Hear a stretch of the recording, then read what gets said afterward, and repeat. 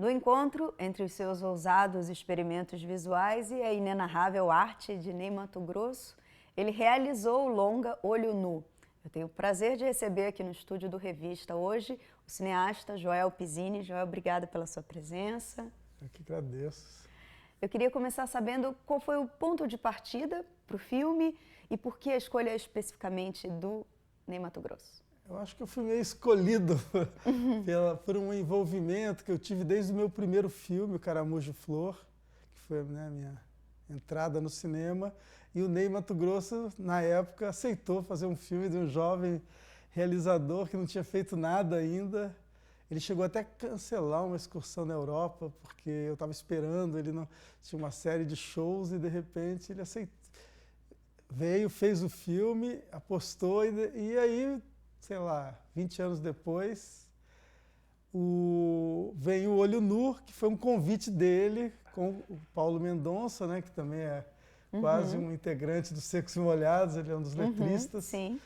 É parceiro do Ney, eles me chamaram para fazer o filme. Então foi uma volta assim, no tempo muito interessante. E a primeira coisa que o Ney perguntou, quando a gente começou a realizar o filme, onde estão aquelas imagens que não entraram no Caramujo Flor? Ele conhecia todos os planos, assim, lembrava Que barato. E por sorte, eu guardei as latas, ainda era 35 milímetros, eu Sim. fiquei guardando minhas mudanças. Falei, isso aqui um dia ainda vai ter uma utilidade. E aí a gente revisitou um vasto material, planos inteiros, assim, que quase 15 minutos de imagens que entraram nessa versão. Ah, entraram nessa versão. Então os filmes estão intimamente ligados. Exato, então né? é quase se fosse um prolongamento. Que barato. E, na época a produção me cobrava, poxa, você está filmando demais. Esse transbordamento acabou canalizado nessa nova abordagem. O Caramujo Flor, a princípio, ele tinha uma narrativa meio que com textos do Manuel de Barros, é isso? Exato, é uma recriação da poética do Manuel de Barros através de duas figuras, uma o Ney Matogrosso e outra o Rubens Correia. Ai, que barato, grande ator. E era o Ney interpretava o lado mais sinuoso, lúdico e o Rubens do lado mais dark da obra do Manuel de Barros, né, quando ele evoca a morte, a relação com a terra.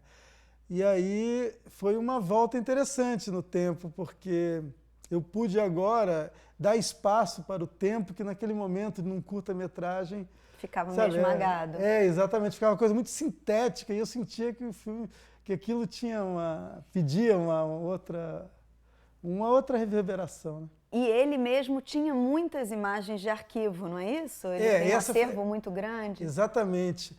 Quando a gente foi fazer, o Paulo Mendonça foi visitar o apartamento do Ney e tinha assim, prateleiras enormes, assim, cheias de Super 8s, material em VHS, porque o Ney ele tem muita consciência da proporção cultural dele, então ele ia dar uma entrevista numa TV do interior e sempre pedia uma cópia em VHS. A TV acabava apagando aquela imagem e ele tinha lá no acervo. Maravilhoso. Então, ele tem uma cinemateca em casa. Perfeito. E aí, poxa, foi um presente, né? Claro. Poder revisitar materiais dos anos 70, imagens dos Secos e Molhados. Ele com Super 8, que tinha um fotógrafo amigo, que é o Luiz Fernando Borges, que parceiro da Lula e Lucina, que acompanhava e filmava em Super 8, assim, com uma qualidade estética, um cuidado. Então, tudo isso foi agora que barato. Incorporado nesse filme. E eu procurei, na narrativa, ao invés de fazer um filme homenagem, tributo, narrar ele no tempo presente, sabe? Como se fosse assim, algo atemporal que vai se manifestando na medida em que o Ney... Porque essa é uma das dificuldades também quando você faz um documentário sobre um artista que é tão consagrado, tão querido, tão respeitado, né? De você não cair, você corre esse risco, né? De cair nessa homenagem linear. Ou numa antologia, e você acaba tendo que fazer uma média geométrica para cumprir todas as etapas. Sim. Aí isso é impossível. Chato, não, né, e também, fica impossível, fica uma coisa protocolar, que eu acho que para uma pesquisa e até para um livro, né, tem uma função importante. Mas no cinema, o cinema trabalha com a sugestão, com a evocação. E o Ney, quando perguntam a ele sempre qual que é o segredo da plenitude física aos 72 anos de idade. Nossa, é um gato ainda, né? Ele responde assim, eu procuro sempre sair das refeições, após as refeições, sentindo um pouco de fome. Aí eu falei, Ney, essa é a chave do filme. Ó, que legal. O espectador ele tem que sentir vontade de ver mais, né? Sim. É uma ilusão você querer esgotar 40 anos de estrada de um artista tão revolucionário como o Ney em 1h30. Então tudo é evocativo, porque no início ele falou, poxa, vamos colocar músicas inteiras. Sim. Eu falei, ó, Ele vontade foi, de dá, certa mas isso seria uma minissérie, né? E ele foi, de certa forma, então, coautor junto com você? Ele Como é que ele participou muito, se colocou intensamente, dentro do processo? porque ele é um diretor também, né? Também, é verdade. Ele é um artista completo. Ele é iluminador também, maquiador. né? Ele começou como iluminador, trabalhando na Sala Cecília Meirelles, o primeiro trabalho dele. Barato, né? Então ele dava muita coceira nele, né? Ele ia visitar a ilha e me ligava, e lembrava de um plano de 3 segundos da gata dele. Que barato. Que estava num videoclipe, não sei de quem.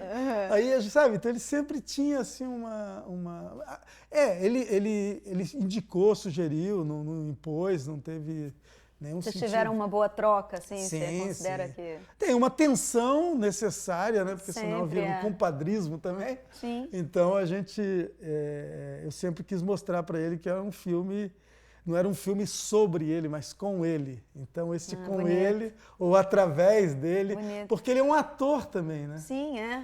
E é um ator social, político. Então tem uma história que é maior que ele, que atravessa a vida dele, né? Ele é um intérprete, então ele é um intérprete da alma latino-americana. Então, tentar esgotar numa biografia, eu acho que seria, né? Provável, É esvaziar todo esse encanto, esse mistério verdade. desse personagem. Então eu procurei mostrar a metamorfose dele através do corpo, né?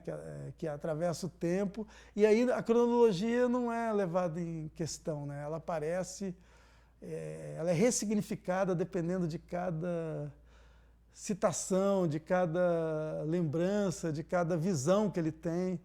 E aí ficou um filme evocativo. Tem 85 canções no filme.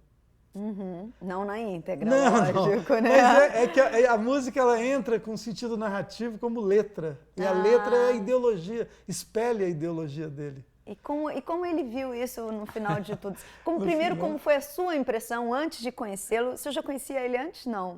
No Caramujo Flor, né? Sim. E que foi o primeiro filme. Mas aí depois eu tive contatos assim esporádicos.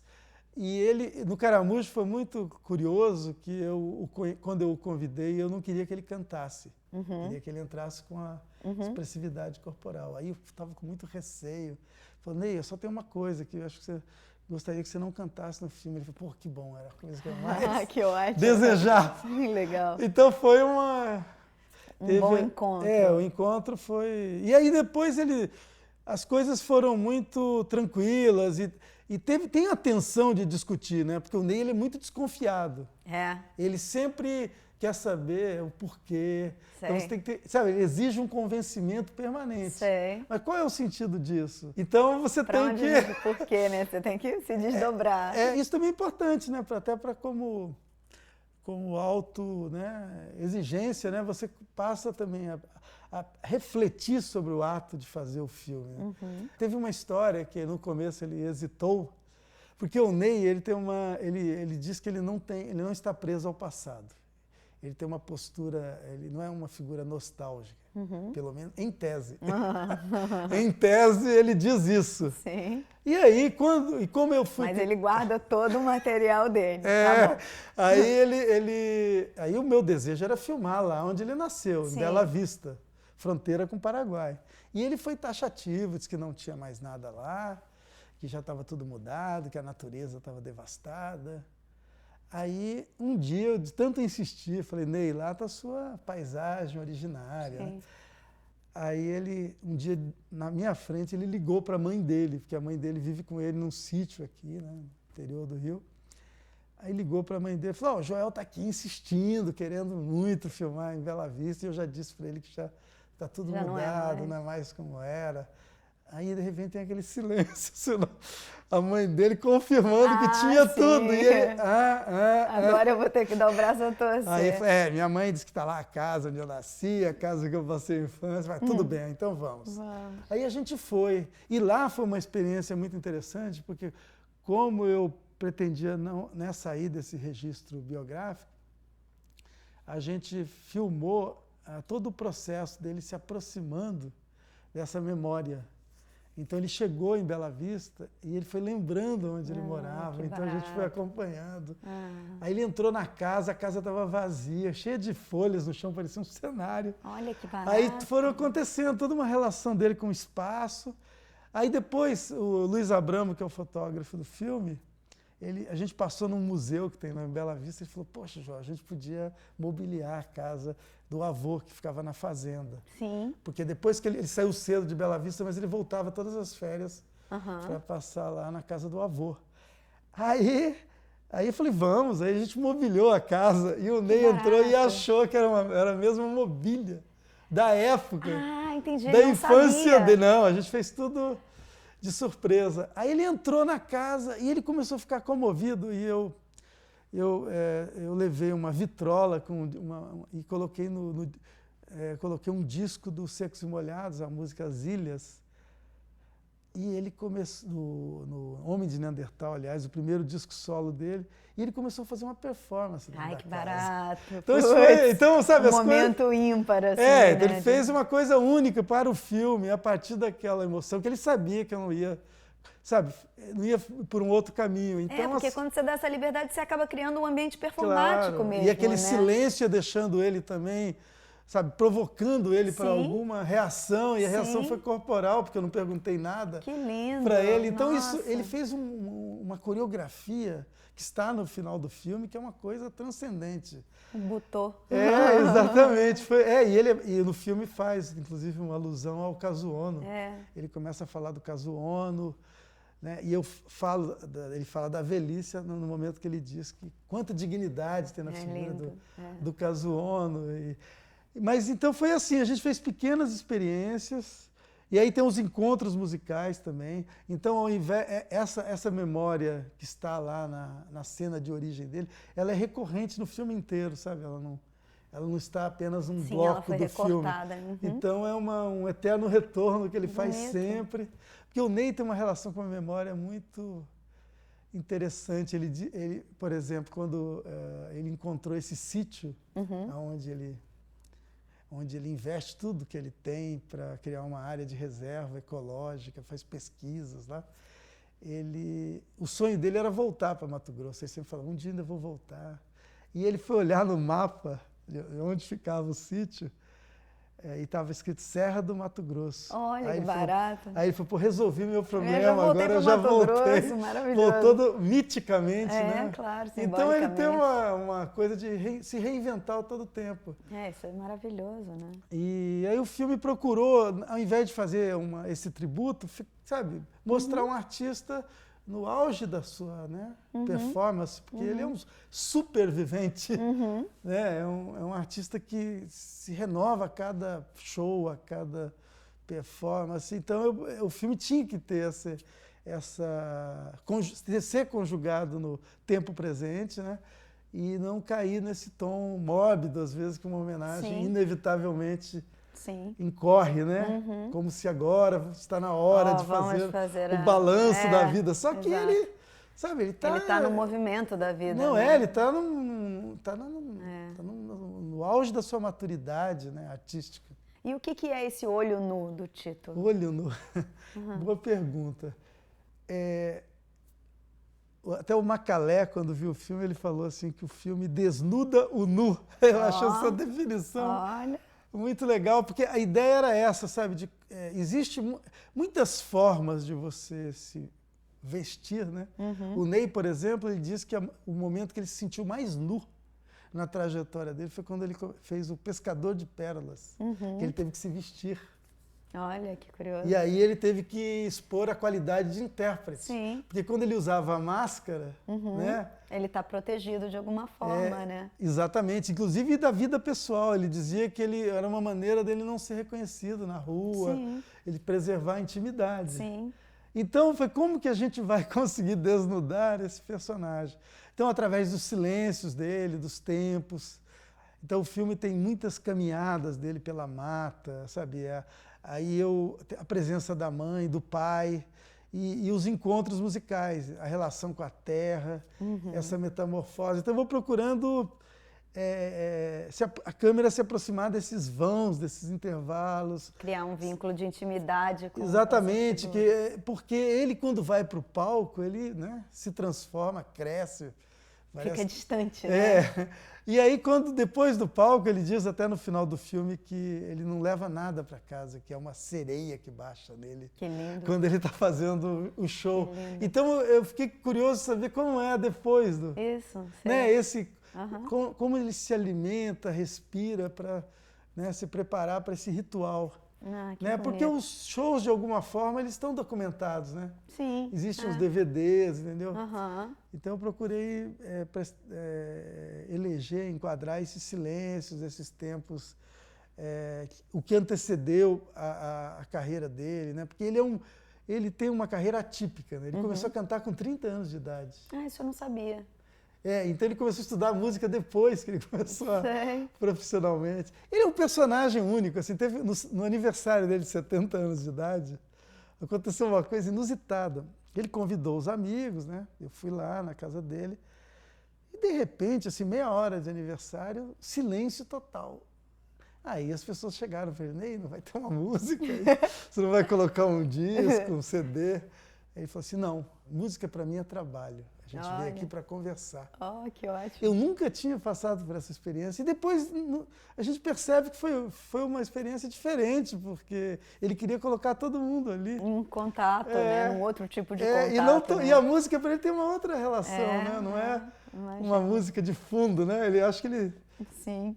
É uma relação corpórea que ele tem com a música, né? Ele diz que o instrumento dele é a voz. Então, isso reflete, acho que, né, o enigma aí desse personagem, que é passível de inúmeros filmes, né? Eu acho que o filme faz um recorte. Inesgotável. Né? Ele é... E como ele sentiu isso? Como ele viu quando terminou, quando estava tudo pronto? Claro, ele é um popstar, né? Então, existe essa utopia, né, tanto da parte dele quanto da minha, de fazer um filme sofisticado e popular ao mesmo tempo, né? Que se comunique, né? Que não seja um filme experimentalista só para, né, um gozo autoral. E então ele tem essa coisa meio oswaldiana, né? Que o Oswald de Andrade falava, né? De fabricar biscoito fino para as massas, que era o sonho dele. Então ele queria isso, entendeu? Ele queria chegar nessa... Era importante ser legitimado pelo público. Sim. Então, na medida que o filme passou e foi bem recebido, eu acho que ele respirou mais. Você falou que vocês fizeram uma apresentação no festival. Teve uma exibição no DOC Lisboa, que é um festival importantíssimo, um dos mais prestigiados, né, no documentário contemporâneo. E teve 2 sessões no Cine São Jorge, que é um cinema com 850 lugares.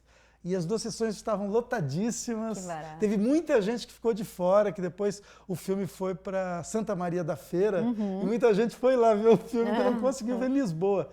Então teve essa resposta. E é um filme que eu acho que pode ser visto mais de uma vez. Agora vai ter uma série para a TV também. Pois isso eu queria saber, como é esse desdobramento, como é que você pensa de... Pois porque a gente reuniu 500 horas de material. Sim. De arquivo. É muita coisa. 500 horas haja HD. E aí é uma pena, porque tem muita coisa que ficou de fora, né? As coisas mais prosaicas, as histórias dele, Secos e Molhados. Então, agora na série, acho que vai ter espaço para amplificar essa abordagem, sabe? Trazer outras questões, as parcerias e se deter mais em aspectos que estão só sugeridos ali no filme. Então vai ser um esforço de criação para também que fique uma série inventiva, informativa, mas que a gente equilibre forma e conteúdo para o público não, né, saciar a sua fome de Ney Matogrosso. Tá certo. E aí, seus próximos projetos, você tem um projeto sobre o cineasta Alberto Cavalcante, certo? Certo. Eu ganhei uma bolsa residência do Instituto Goethe e fui para a Alemanha fazer uma bolsa residência lá no Cine Arsenal, que é um cinema de arte ligado ao Fórum da Berlinale. E eles me chamaram e falaram, e eu perguntei, eu preciso apresentar algum projeto? Não. Que Você vem aqui para um arquivo de 11 mil filmes. Eu mergulhei lá no Arsenal. E lá eu encontrei um filme raro, porque a ideia era fazer um projeto a partir de algo interessante deste arquivo. E eu encontrei um filme raro do Alberto Cavalcanti, chamado Filme e Realidade, que é o mesmo nome do livro, né? Um livro importante dele, referencial. E aí eu comecei um filme de montagem, reunindo imagens, e agora vou desdobrar isso, resolver as questões de direito autoral, né? E conversar com os colaboradores dele, né? E ele é um personagem também que merece, né? Toda uma recriação de toda essa contribuição que ele deu para a história do cinema, né? Porque ele começou na vanguarda francesa, fez um dos filmes mais importantes lá das sinfonias urbanas, né? É o Rien que les airs. E aí depois foi revolucionar o documentarismo inglês, aí veio para o Brasil para participar do projeto da Vera Cruz. Então é um eterno estrangeiro que tem que, né, a gente precisa jogar luz sobre essa história. E a gente não tem, os filmes não estão disponíveis, né? Isso é angustiante. É então. triste. E lá eu tive essa oportunidade, eu quero ver agora maravilhoso. se desenvolve esse trabalho. E algum projeto de ficção? Ficção. Não? Não, tenho, Tem? mas eu tenho sim. Sempre com algum viés de uma experiência histórica. Eu sempre sou meio condenado, acho que a fazer isso. É um gosto mesmo, eu né? sei. É um gosto. Não, eu tenho uma ligação primeiro com a minha arqueologia afetiva lá. Sim. Porque eu fui criado em Mato Grosso do Sul, então meus filmes atravessam Glauci Rocha, Manuel de Barros. Agora também tem um projeto sobre o Rondon, né, que eu fui convidado. Aí vem a ficção. Meu projeto de ficção, eu já escrevi ele há um longo tempo, mas eu vou retomar agora, que se chama Mundel, a Invenção de Limite, que é um filme que é uma espécie de making-off de ficção do Limite, do Mário Peixoto. Ah, que barato. É um filme que se passa nos anos 30 e o Mário Peixoto me deu uma carta de próprio punho com os direitos para fazer esse filme. E eu não me julgava preparado ainda, porque é uma responsabilidade imensa, né? Eu tive a oportunidade de conviver com ele no final da vida e indagando muito sobre as motivações dele para fazer Limite. Agora o filme foi restaurado. Então esse é meu projeto de ficção que eu quero me debruçar aí logo que terminar essas missões atuais. Tá certo, muito boa sorte para você. Obrigada pela sua presença aqui. Eu que agradeço. Se vocês quiserem ver a entrevista na íntegra, entrem no site revistadocinemabrasileiro.com.br. Semana que vem tem mais.